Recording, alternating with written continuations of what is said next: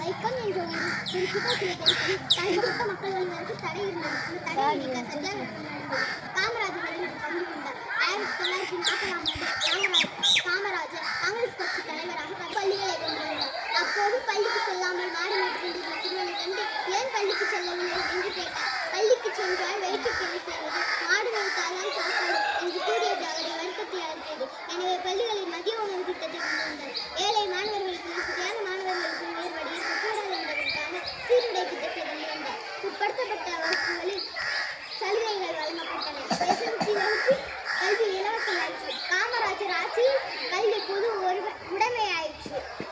காமராஜர் ஆண்டு 9 ஆண்டுகளில் தொற்காகிறது. 2/10/1963 காமராஜர் தமிழகத்தின் முதலமைச்சர் பதவியிலிருந்து விலகினார். பின்னர் 2/10/1975 காமராஜர் அமரனார்.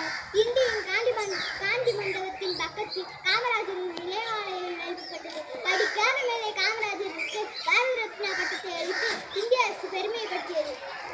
காமராஜர் இந்திய விடுதலை வீரர்கள் உழைப்பால் உயர்ந்தவர், ஏழைகளுக்கு இறங்கியவர், எளியவர் சிரித்தவர், அரசியல் மேலாக வாழ்ந்தவர், அரசியல் துறையாக இருந்தவர் என்று கூறிய நிறைய ஏழைகளையும் பல பள்ளிகளை திறந்து படிக்க வைத்து தெய்வமே, பள்ளிய உணவு தந்த தந்தையே, அனைவருக்கும் எளிமையான வாழ்க்கையை வாழ்ந்தார். நேர்மைக்கு உதாரணமாக இருந்தார். மக்கள் நலனுக்காகவே அவர் பாடுபட்டார். தொழில் வளர்ச்சிக்கு அணைகள் கட்டவும் முக்கியத்துவம் கொடுத்தார்.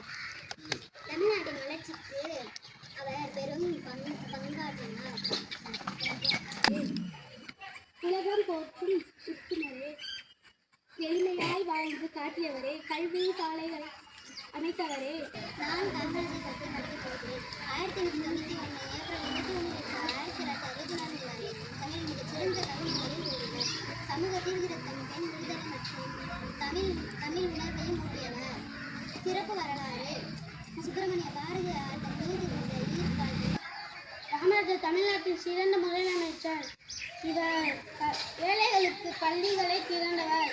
இவர் பள்ளி குழந்தைகளுக்கு மத்திய உணவு கொடுத்தார்.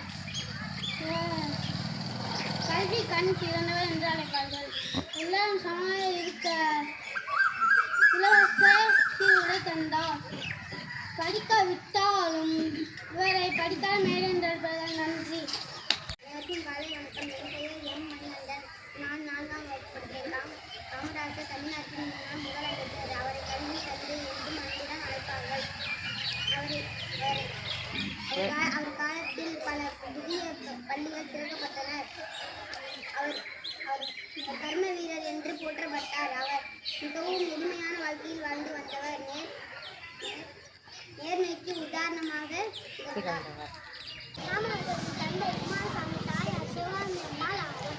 இவருடைய இயற்பெயர் காமராஜர். அவருடைய தாயார் செல்லமாக இவரை ராஜா என்று அழைப்பார். அதுவே பின்னர் காமராஜர் என்று மருவியிருந்தது. காமராஜர் 16 வயதில் காங்கிரஸ் கட்சியில் இணைந்து கொண்டார். காங்கிரஸ் கட்சி தலைவராக சத்தியமூர்த்தி அவர்கள் அரசியல் குருவாக ஏற்றார்.